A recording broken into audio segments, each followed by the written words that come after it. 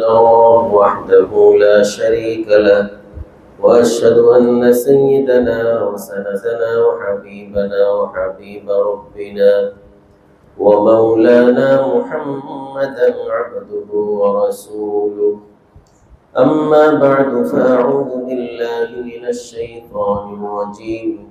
بسم الله الرحمن الرحيم. وإنك لعلى خلق عظيم. صدق الله مولانا العظيم.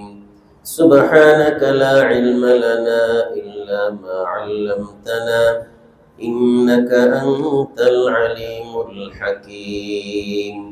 درود شريف قرني. اللهم صل على محمد وعلى آل محمد كما صليت على إبراهيم وعلى آل إبراهيم إنك حميد مجيد. اللهم بارك على محمد وعلى آل محمد كما باركت على إبراهيم وعلى آل إبراهيم إنك حميد مجيد. সম্মানিত উপস্থিতি, আল্লাহ রাব্বুল আলামিনের দরবারে অসংখ্য শুকরিয়া যিনি আমাদেরকে জুমার দিন তার ঘরে হাজির হবার তৌফিক দান করেছেন। এজন্য সকলেই বলি আলহামদুলিল্লাহ। আমি খুতবার মধ্যে পবিত্র কোরআনের একটি আয়াত তেলাওয়াত করেছি। আল্লাহ রাব্বুল আলামিন প্রিয় নবীজির শানে ইরশাদ করেছেন, ওয়া ইন্নাকা লাআলা খুলুকিন আযীম। হে নবী, আপনি হলেন মহান চরিত্রের অধিকারী। খুলুকিন আযীম, বিরাট মহান চরিত্রের অধিকারী। নবীজির চরিত্র কি ছিল? আম্মা জান আয়েশা রাদিয়াল্লাহু তাআলা আনহাকে মানুষজন জিজ্ঞেস করেছে নবীজির চরিত্র কি ছিল। আম্মা জান আয়েশা জবাব দিলেন, কানা খুলুকুহু আল কুরআন। তার চরিত্র তো ছিল কোরআন শরীফ। মানে কোরআনের শুরু থেকে শেষ পর্যন্ত যা যা আছে তার পুরো চরিত্রের মধ্যে তা ছিল। এক কথায় উত্তর দিয়ে দিলেন, আমরাও যারা নবীজির এই মহান চরিত্রকে ধারণ করতে চাই, কোরআনের শুরু থেকে শেষ পর্যন্ত যা আছে সেগুলোকে আমরা যদি ফিট করতে পারি নিজেদের জীবনে, তো আমাদের চরিত্রটাও নবীজির মতো মহান হয়ে যাবে। আমাদের সময়ে একটা কথা আমরা বুঝে না বুঝে বলে ফেলি। যদি বলি যে ভাই নবীজির চরিত্র এটা ছিল, এটা ধারণ করার চেষ্টা করেন, ওনার সাথে মিলাইলে হবে, উনি তো অনেক উঁচু মাপের ছিল। এটা কিন্তু সঠিক কথা নয়। উনি কিছু কিছু বিষয়ে অনেক এমন পর্যায়ে ছিলেন যেগুলো আমাদের জন্য অনুসরণীয় নয়। যেমন ওনার কাছে ওহী আসতো, আমার আপনার কাছে কোনো ওহী আসবে না। উনি আল্লাহর কাছে গিয়েছিলেন মেরাজে, আমি আপনি যাইতে পারবো না। ওনাকে আল্লাহ স্পেশালি 11টা বিয়ের অনুমতি দিয়েছেন, আমাকে আপনাকে দেন নাই। সাহাবায়ে কেরাম বললেন, ইয়া রাসূলুল্লাহ, আপনি তো একের পর এক না খেয়ে রোজা থাকেন, অনবরত রোজা, খান না কিছুই, তো আমাদেরকে আপনি এরকম রোজা রাখতে নিষেধ করছেন কেন? সৌমে ওয়েসাল, ইফতার না করে লাগাতার রোজা। তখন নবীজি বললেন, দেখো যে আমার হিসাব আর তোমার হিসাব, তোমাদের হিসাব মিলাইলে চলবে না। এই ক্ষেত্রে আল্লাহ তাআলা, আল্লাহর স্মরণ, আল্লাহর ইশক ও মুহাব্বত এত বেশি যে আমার খাওয়ার দরকার পড়ে। তো এটা এরকম কিছু বিষয় ছিল স্পেশাল। কিন্তু আখলাক চরিত্রের দিক দিয়ে নবীজির চরিত্রকে পরিপূর্ণভাবে অনুসরণ করা যায়, এই জন্যই তো তাকে মানুষদের মধ্য থেকে নবী বানাইছে। না হয় আল্লাহ তাআলা তো ফেরেশতাদের মধ্য থেকে নবী বানাইতেন। মানুষদের মধ্য থেকে বানানোর কারণ কি? যে মানুষকে যে মেডিসিন দিয়ে বানানো হয়েছে, এরকম মেডিসিনের একজন মানুষের মধ্যে সমস্ত আখলাক চরিত্র ফিট করে দেওয়া হবে, যেন অন্য মানুষরাও সেটা থেকে অনুসরণ করতে পারে। এই জন্য আমাদেরকে যদি কোনো আলেম বলেন যে এটা নবীজির চরিত্র, আপনি ধারণ করার চেষ্টা করেন, ইনশাআল্লাহ চেষ্টা করুন। তো নবীজির যে চরিত্র ছিল, এরকম কয়েকটা চরিত্র আমি আপনাদের সামনে পেশ করি। একজন আদর্শ আখলাকওয়ালা মুমিন হওয়ার জন্য এই চরিত্রের কোনো বিকল্প নাই। এক নম্বর, অনর্থক কথা এবং কাজ থেকে বিরত থাকতে হবে। তাহলে নবীজির চরিত্র আমার মধ্যে এসে যাবে। আবার আল্লাহ তাআলা একটা বিশাল পুরস্কারের কথা বলছেন। আল্লাহ বলছেন যে তোমরা দুনিয়াতে কত মেহনত মুজাহাদা করো, কিন্তু কেউ গ্যারান্টি দিতে পারবে না যে কামিয়াব হইলা কি হও নাই। কেউ গ্যারান্টি দিতে পারবে না যে জান্নাতে যাইতে পারবা কি পারবা না। কিন্তু আল্লাহ রাব্বুল আলামিন বলেন, ক্বাদ আফলাহাল মুমিনুন আল্লাযীনা হুম আনিল লাগহি মুরিদুন। যারা অনর্থক কথা এবং কাজ থেকে বেঁচে থাকতে পারবে, তো সে নিশ্চিতভাবে, আল্লাহর শব্দ এটা সূরা মুমিনুনের মধ্যে এসেছে 18 পারা।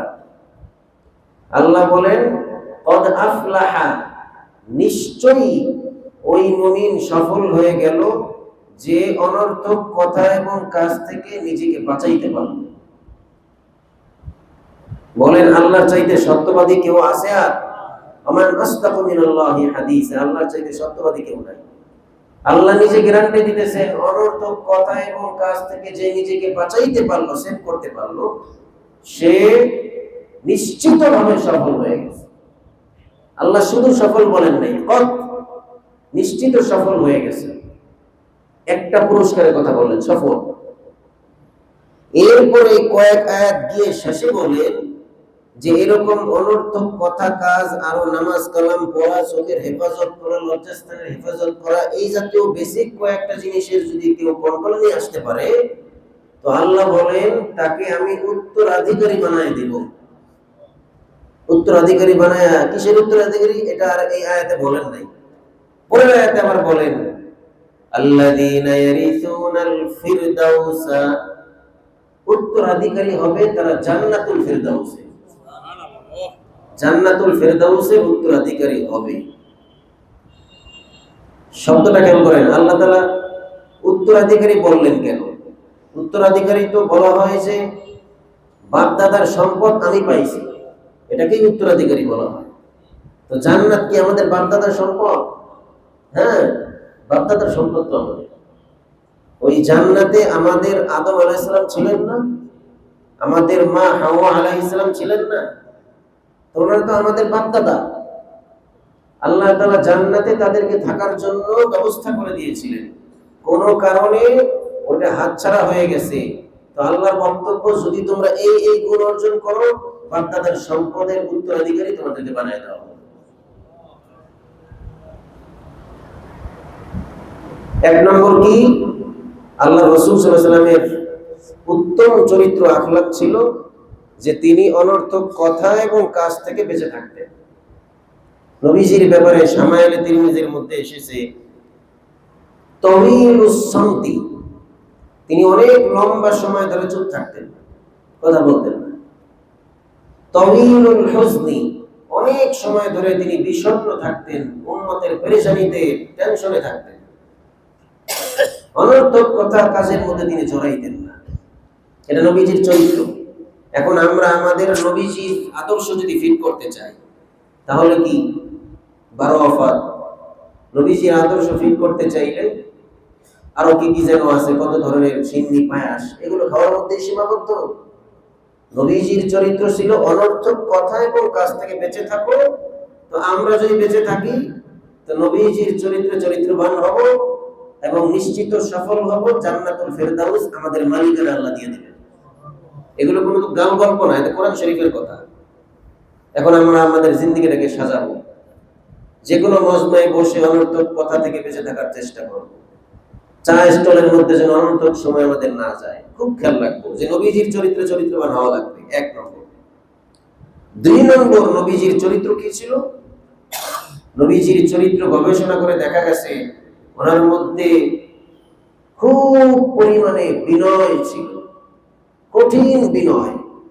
এত বড় সম্রাট, দোজাহানের বাদশা, এবং ওই সময় পুরা বিশ্বের নজর যার দিকে।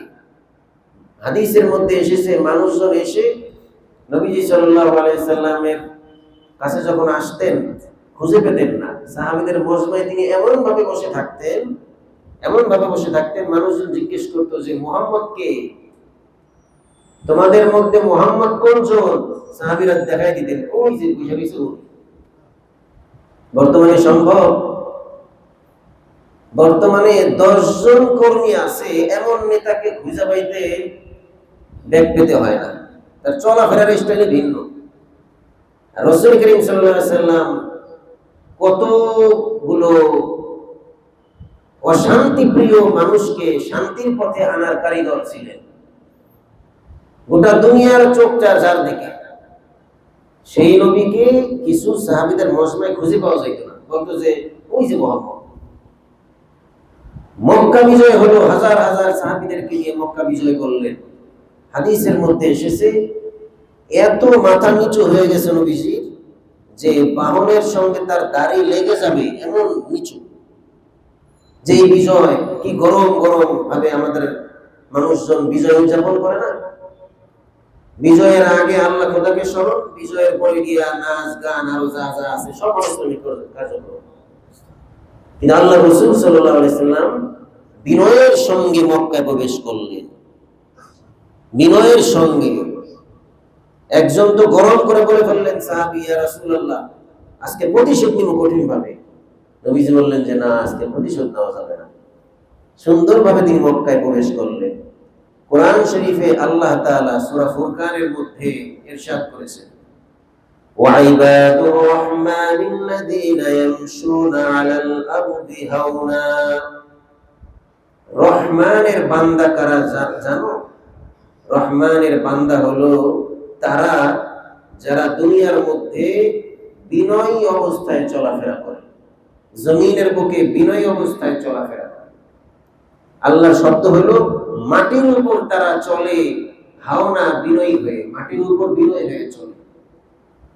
আমাদের মসজিদ থেকে বের হওয়ার পরে জুতাগুলো যে আমরা নিক্ষেপ করি, এটাও তো অনেক ভাবের জন্ম দেয়। কল্লা উঁচা করে ঠাস করে জুতাটা নিক্ষেপ করি না? একবারের জন্য কি কল্পনা করছি এই মাটির ভিতরেই কিন্তু আমার যাইতে হবে, তার পেটেই, পেটের উপরে ধাপ করে তাকে মারলাম, তার সঙ্গে আচরণটা আমার কেমন হলো? যদি তার পেটে যায় আর এটা যদি সে মনে রাখে, কি অবস্থা হবে? এই জন্য মাটির উপরে চলাটা আমাদের জন্য বিনয়ী অবস্থায়, কোনোভাবেই যেন খুব টান করে এইভাবে এরকম করে যেন ভাব চলে না আসে, মাথায় রাখা উচিত।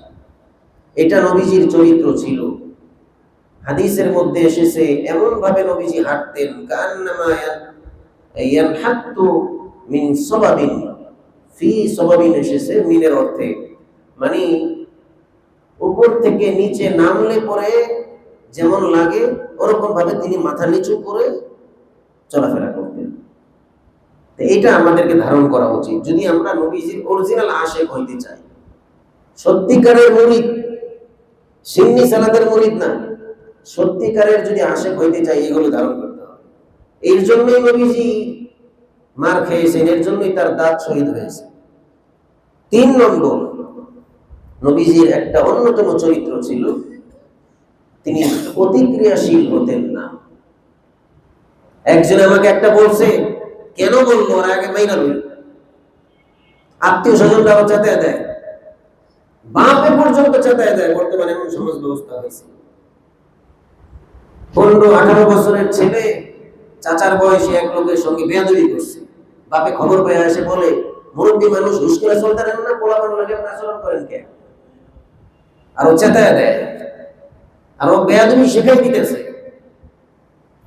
দুই একটা করে দিতেন না, তুই কোন বংশের মানুষ জানাই দিতে পারলি না?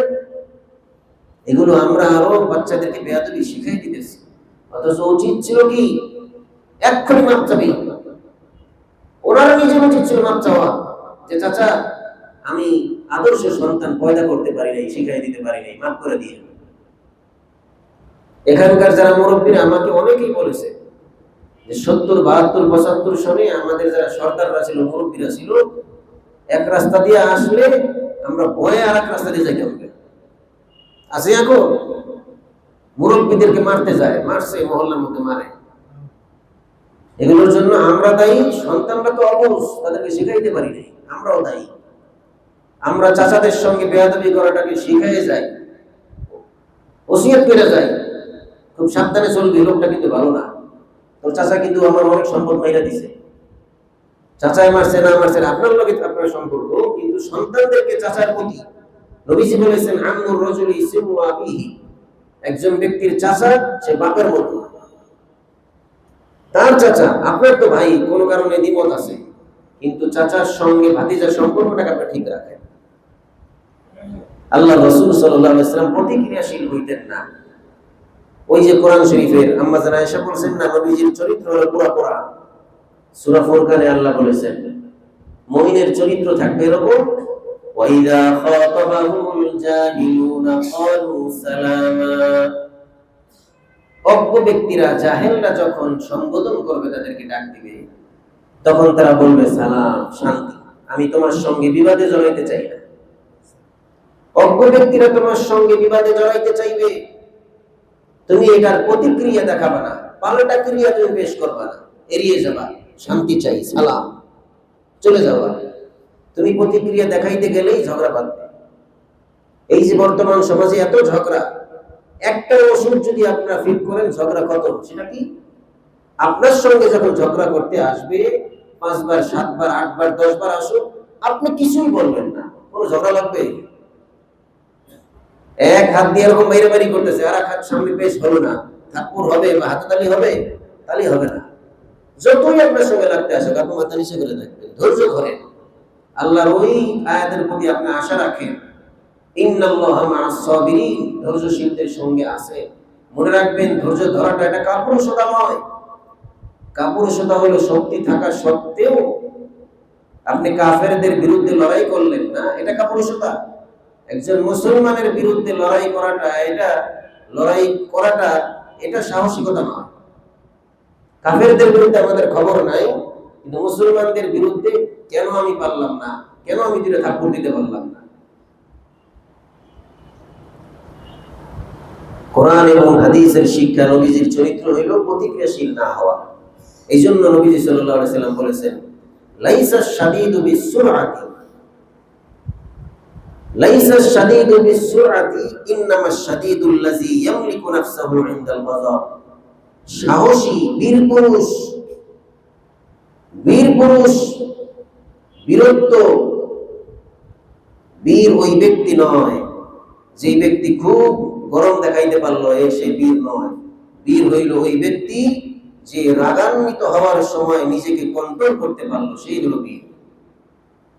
মেজাজ খুব গরম হয়ে গেছে, ওই সময় নিয়ন্ত্রণে নিয়ে আসতে পারা, এটা হলো বীরত্বের একটা প্রমাণ। আর আপনি এটাকে বাস্তবতায় পরিণত করতে পেরেছেন, মেজাজ গরম হয়ে গেছে, প্রয়োগ করে ফেলেছেন, এটা বীরত্ব নয়, এটা আপনি ঠকে গেছেন। বাংলায় বলে না, রেগে গেলেন তো হেরে গেলেন, আসলে কথা ঠিক। নবীজির বক্তব্য এটা। নবীজি বলেছেন রাগের সময় কেউ যদি নিজেকে কন্ট্রোলে রাখতে পারে, সে অরিজিনাল বীর। খামাখাই না, কিন্তু আল্লাহ তাআলা যেই দুইটা সিফতের কারণে জান্নাতের ঘোষণা দিয়েছেন, মাগফিরাতের ঘোষণা দিয়েছেন, সূরা আলে ইমরানে এসেছে, সেই দুইটা সিফতের মধ্যে এই যেই কয়টা সিফত, 4টা সিফতের কারণে আল্লাহ বলছেন এই 4 সিফত যদি কেউ ধারণ করতে পারে, তাহলে 2টা পুরস্কার আমি তাদেরকে দেব, 1 মাগফিরাত, 2 নম্বর জান্নাত। এই 4 সিফতের মধ্যে একটা হইল সুখে এবং দুঃখে যারা দান করে। 2 নম্বর আল্লাহ বলেছেন ওয়াল কাযিমিনাল গায়যা, গোসাকে যারা হজম করতে পারে। 3 নম্বর ওয়াল আফিনা আনিন নাস, মানুষকে ক্ষমা করে দেওয়া।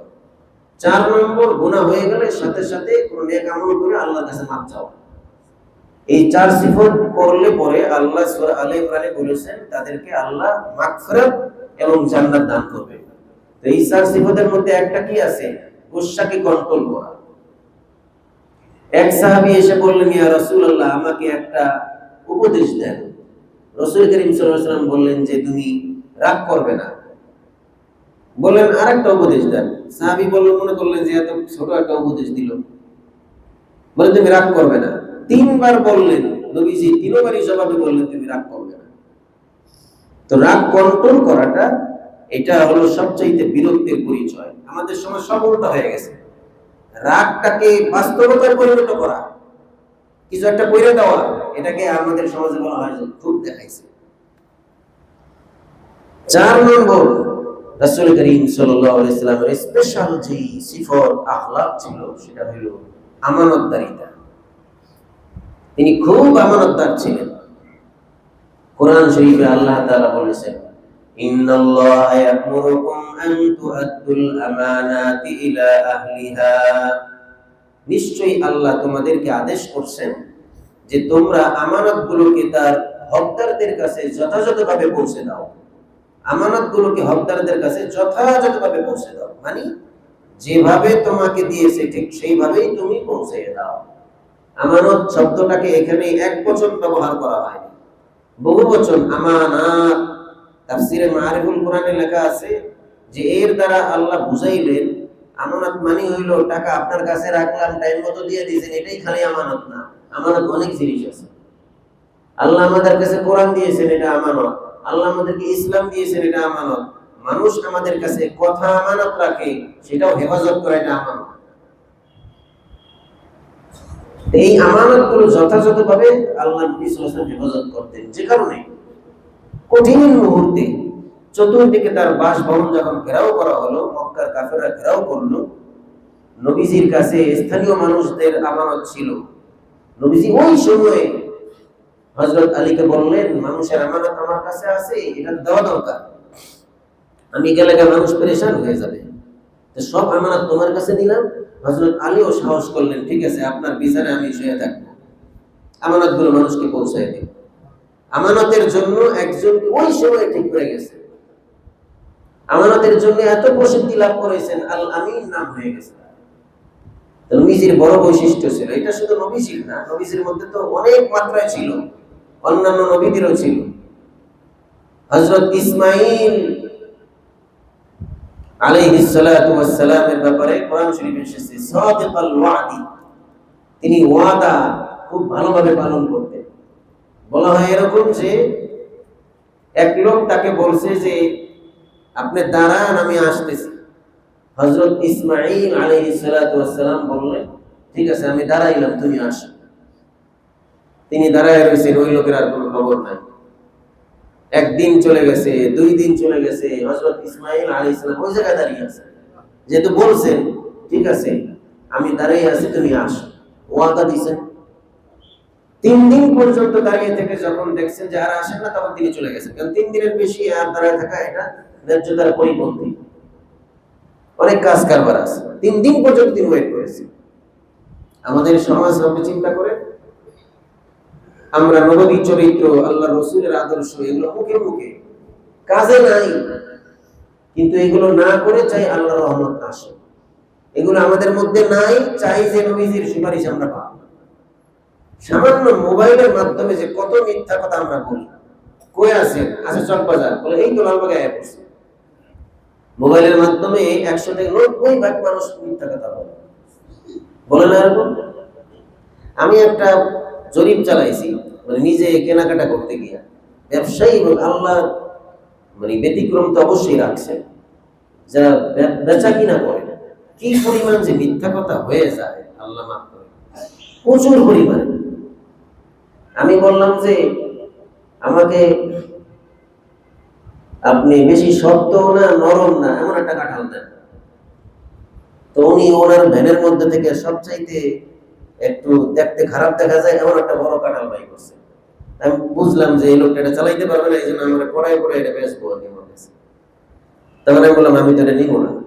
আমি আর একটা ধরলাম যে এটা দেন, তো এটা চাউল নিবো। আপনি তো চাইছেন শক্ত না নরম না মাঝখানে, এটা চাউল নিবো।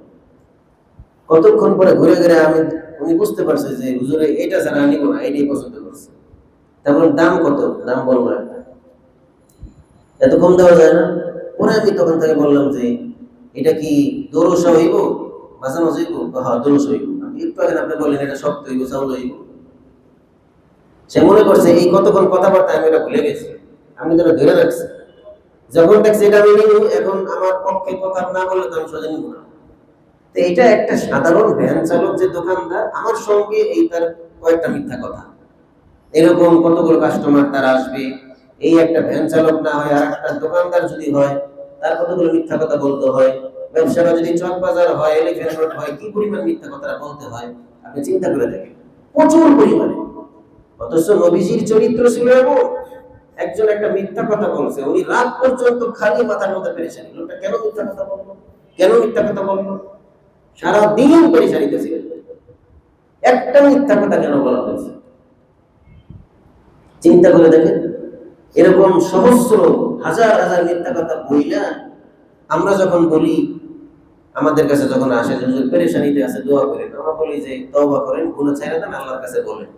কারণ জানার মতো তো আমার কোনো গুনাহ নাই, আমি কাউকে ঠকাই না। মুহূর্তের মধ্যে বলে দেয় উনি ফেরেশতা, আমার কোনো গুনাহ নাই।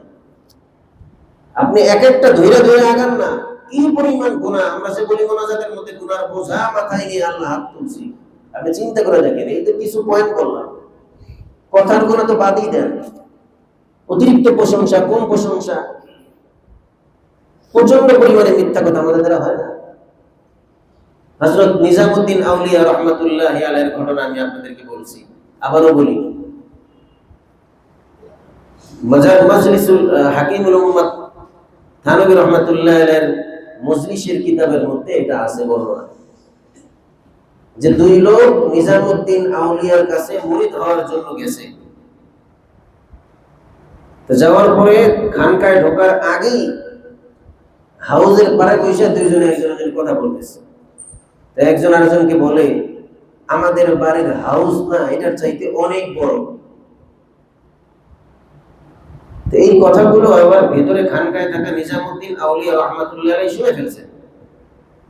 পরে যখন কথাবার্তা শেষ করে ভিতরে মুরিদ হওয়ার জন্য গেছে, তো হযরত বলতেছেন, তোমাদের মধ্যে কে বলছে যে এই হাউসের চাইতে তার বাড়ির হাউস অনেক বড়? বলে যে আমি বলছি।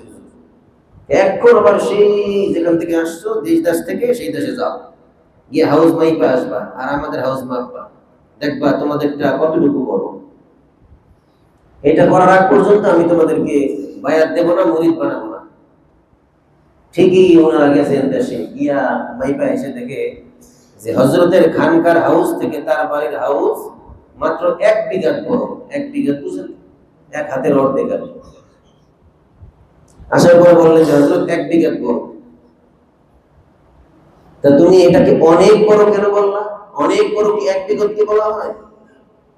দেখছেন কি পরিমাণ এতটুকু মিথ্যা কথা। হুজুর তো বুঝতে পারছেন, এই এতটুকু মিথ্যা কথার কারণে তাদেরকে নগদ নগদ বায়াত করেন না। হেদায়া কিতাব আছে, হেদায়া কিতাব আমাদের মাদ্রাসাগুলোতে, এবং জসকর উকিলরা পর্যন্ত এটাকে পড়াশোনা করে। আমাদের মাদ্রাসার একটা স্বনামধন্য কিতাব। এই কিতাবের মধ্যে লেখা আছে মাসআলা, যে কোন ব্যবসায়ী একটা মাল 20 টাকা দিয়ে কিনেছে আর 5 টাকা তার কুলি ভাড়া, লেবার ভাড়া, দোকান ভাড়া, বিদ্যুৎ সব মিলে খরচ করছে। তো সব মিলে 20 টাকা কেনা আর 5 টাকা মিলে 25 টাকা হয়েছে। তো কাস্টমারের কাছে সে বলবে এইভাবে যে ভাই আমার কিন্তু এই মালটা এই পর্যন্ত আনতে পড়তা পড়ছে 25 টাকা, কম আলাইয়া বিকাজা, আমার পড়তা পড়ছে এত টাকা। এই জায়গায় যদি সে বলে আমার কেনা পড়ছে 25 টাকা, তাহলে সে মিথ্যাবাদী হিসেবে গণ্য হবে, কিতাবের মধ্যে লেখা আছে। কারণ তার কেনা তো 25 টাকা না, কেনা 20 টাকা আর 5 টাকা কেয়ারিং আবিজাবি খরচ। এতটুকু সুযোগ ইসলামে দেয় নাই যে এটা তো একই আর হইছে, কেনা মেনা তো সব একই জিনিস, পড়তাই তো করছে। ওটা কি আমরা কেনা হিসেবে বলি না? কেনা 20 টাকা আর 5 টাকা ওটা কেনা না, ওটা পড়তা পড়ছে, ওটা অন্য খরচ। এখানেও সব ছাত্রী করার সুযোগ ইসলাম দেয়। আপনি চিন্তা করছেন কতটা টাইট রাখছে। আর মানে কি? মানে হলো আমানতদারিতার বিপরীত যেন না হয়। নবী সাল্লাল্লাহু আলাইহি ওয়াসাল্লাম বলেছেন, এই জন্যই মান গাশশা ফালাইসা মিন্না, যে প্রতারণা করবে সে আমাদের দলভুক্ত নয়, যে প্রতারণা করবে সে আমাদের দলভুক্ত নয়। মাল আনছেন লাগেজ পার্টির মাধ্যমে, বলে দিলেন আমি এই ডিউটি দিয়ে এই দিয়ে কত কিছু দিয়ে আনছি, দাম এরকম করবো না। 5 নম্বর, আল্লাহ নবী সাল্লাল্লাহু আলাইহি ওয়াসাল্লামের সিফত ছিল মুমিনদের মধ্যে পরস্পরে ভ্রাতৃত্ব বন্ধনে আবদ্ধ থাকা। কোরআন শরীফে যার কথাটা বলা হয়েছে, ইন্নামাল মুমিনুনা ইখওয়া, মুমিনরা পরস্পরে ভাই ভাই। সাহাবায়ে কেরাম নবীজির এই চরিত্রটাকে এমন ভাবে ধারণ করেছেন যে আল্লাহ তাআলা প্রশংসা করে আয়াত নাযিল করেছেন, রুহামাউ বাইনাহুম, যে সাহাবায়ে কেরামের চরিত্র ছিল পরস্পরের মধ্যে ভ্রাতৃত্বের বন্ধনে থাকা, একজন আরেকজনের জন্য সহমর্মী হওয়া। আশিদ্দাউ আলাল কুফার, কাফেরদের প্রতি খুব কঠোর ছিলেন। 6 নম্বর, নবীজির অন্যতম একটি চরিত্র ছিল যেটা আমাদের ধারণ করা উচিত, সকল সৃষ্টিজীবের প্রতি দয়া, শুধু মানুষ না, অন্যান্য সৃষ্টিজীবের প্রতি দয়া। হাদিসের মধ্যে এসেছে নবীজি সাল্লাল্লাহু আলাইহি ওয়াসাল্লাম ইরশাদ করেন, আর রাহিমুন ইয়ারহামুহুমুর রহমান, যারা সৃষ্টিজীবের প্রতি দয়া করে রহমান তাদেরকে দয়া করে। ইরহামু, নবীজি বলেন তোমরা দয়া করো, মান ফিল আরদি, জমিনের বুকে যারাই আছে, অর্থাৎ যত সৃষ্টি আছে সবার প্রতি তোমরা দয়া করো। ইয়ারহামকুম মান ফিস সামা, তো আসমানের মধ্যে যারা আছে তারা তোমাদের উপর দয়া করবে। নবীজি বলেন আর রহিম সিজনাতুম মিনার রহমান, রহিম শব্দটা রহমান থেকে এসেছে। ফামান ওয়াসালাহা, যেই ব্যক্তি এই দয়ার বিষয়টাকে ঠিক রাখবে, ওয়াসালাহুল্লাহ, আল্লাহ তার সঙ্গে সম্পর্ক ঠিক রাখবেন। ওমান কতআহা কতআহুল্লাহ, যে মানুষের সাথে এবং অন্যান্য সৃষ্টিজীবের সাথে রহমতের বিষয়ে দয়ার বিষয়ে কঠোর থাকবে, সম্পর্ক ছিন্ন করবে, তো আল্লাহ তার সঙ্গে সম্পর্ক ছিন্ন করবেন। এজন্য আমাদের চারপাশে যত প্রাণী আছে, বিড়াল, কুকুর, অন্যান্য কিছু আমরা যা কিছু দেখতে পাই, সেগুলোর সঙ্গেও রহমতের আচরণ করা। যদি আমাকে কষ্ট দিতে আসে তখন কি তাদেরকে প্রতিহত করা, এটা জায়েজ আছে, কিন্তু নরমালি তাদেরকে কষ্ট দেওয়া ঠিক নয়। 7 নম্বর, পরিবারের সদস্যদের প্রতি দয়া, এটা নবীজির স্পেশাল সুন্নাত ছিল। একজন আম্মা জান আয়েশাকে জিজ্ঞেস করলেন, নবীজি ঘরে কি করেন, বসে থাকেন, ঘুমান? বলে না, নবীজি ঘরে আয়েশা আমাদের ঘরের গৃহস্থলীর কাজের হেল্প করেন, সাহায্য করেন, কাটাকুটি করে দেয়। নবীজি নিজে বলেন যে খায়রুকুম লিআহলিহি, তোমাদের মধ্যে শ্রেষ্ঠ হলো ওই ব্যক্তি যে তোমাদের স্ত্রীর কাছে শ্রেষ্ঠ। আর ওয়া আনা খায়রুকুম লিআহলি, আর আমি আমার স্ত্রীর কাছে শ্রেষ্ঠ। 8 নম্বর, নবীজির অন্যতম চরিত্র ছিল অধীনস্থদের প্রতি দয়ার আচরণ করা। এই জন্য কোরআন শরীফে আল্লাহ তাআলা বলেছেন, তোমরা আল্লাহর ইবাদত করবা, মা বাবার সেবা করবা, আর অধীনস্থদের প্রতি খেয়াল রাখবা। নবীজি যখন সর্বশেষ অন্তিম শয্যায় শায়িত মারা যাবেন, সেই মুহূর্তে 2টা শব্দ তিনি বলেছিলেন, আস-সালাত আস-সালাত, নামাজ নামাজ, ওয়া মা মালাকাত আইমানুকুম, আর তোমাদের অধীনস্থদের প্রতি তোমরা খেয়াল রাখবা। নবীজি বলেছেন, হযরত আবু যর গিফারি রাদিয়াল্লাহু তাআলা আনহু কে একদিন এক লোক দেখলেন যে তিনি যেই পোশাক পরা তার কর্মচারীও ওই পোশাকই পরিধান করে আছে। জিজ্ঞেস করলেন, আপনি বস মানুষ, এই পোশাক, কর্মচারী এই পোশাক? হযরত আবু যর গিফারি বললেন যে দেখো, আমি একদিন এক অধীনস্থ, এক মানে নরমাল এক ব্যক্তিকে আমি গালি দিয়েছিলাম, তার মার নাম উচ্চারণ করে লজ্জা দিয়েছিলাম, মার নামে গালি দেয় না এরকম। তখন নবীজি আমাকে বললেন যে আবু যর, তোমার মুখ থেকে এখনো জাহালাতের সেই দুর্গন্ধ যায় নাই, জাহিলি সমাজের সেই চরিত্র রয়ে গেছে। এটা বলার পরে আমার হুঁশ ফিরে এসেছে। আমি এখন নবীজির ওই বাণীর পরে আমার কর্মচারীকে ওই খাওনি খাওয়াই যেটা আমি খাই, ওই পোশাক পরাই যেটা আমি পরি। নবীজি সাল্লাল্লাহু আলাইহি ওয়াসাল্লাম বলেছেন, মান লাকামা মামলুকাতান, কেউ যদি কোন অধীনস্থদেরকে দাসীকে থাপ্পড় মারে অথবা তাকে মারে, প্রহার করে, তাহলে এর কাফারা হলো তাকে আযাদ করে দেওয়া, মুক্ত করে দেওয়া। 9 নম্বর, প্রতিবেশীর হক। নবীজির অন্যতম চরিত্র ছিল, নবীজি সাল্লাল্লাহু আলাইহি ওয়াসাল্লাম বলেন যে জিবরাইল আলাইহিস সালাম আমাকে এই পরিমাণ প্রতিবেশীর সঙ্গে ভালো আচরণ করার কথা বলেছেন, আমি ভাবতেছিলাম যে না জানি আমাকে এটাও বলে ফেলেন যে প্রতিবেশীকে কিন্তু মরার পরে উত্তরাধিকার সম্পত্তি দিয়ে যাইতে হইব। এরকম আমি সম্ভাবনায় ছিলাম যে এই পরিমাণ প্রতিবেশীর হক রক্ষা করার কথা বলেছেন। 10 নম্বর মেহমানের হক। নবীজি সাল্লাল্লাহু আলাইহি ওয়াসাল্লাম বলেছেন যে আল্লাহ এবং পরকালে বিশ্বাস রাখে ফালইউকরিম দাইফাহু, সে যেন তার মেহমানকে সম্মান করে, ইকরাম করে। সাহাবী বললেন, ইয়া রাসূলুল্লাহ, কেমনে ইকরাম করব? বলে যে প্রথম দিন একদিন হইলে তো একদিন বিশেষভাবে আপ্যায়ন করবা, আর 3 দিন করবা, 3 দিনের পরে যদি তুমি অতিরিক্ত করতে চাও সেটা হবে সদকা, কিন্তু 3 দিন কোন পক্ষে করা তোমার উচিত। 11 নম্বর নবীজির অন্যতম চরিত্র ছিল যে আত্মীয়তার হক রক্ষা করা। কোরআন শরীফে আল্লাহ তাআলা যে বিষয়টা বলেছেন যে ওয়াল্লাযীনা ইয়াসিলুনা মা আমারাল্লাহু বিহি, আল্লাহ তাআলা হুকুম করেছেন আত্মীয়তার হক রক্ষা করতে। এই জন্য নবীজিও তিনি হক রক্ষা করতেন।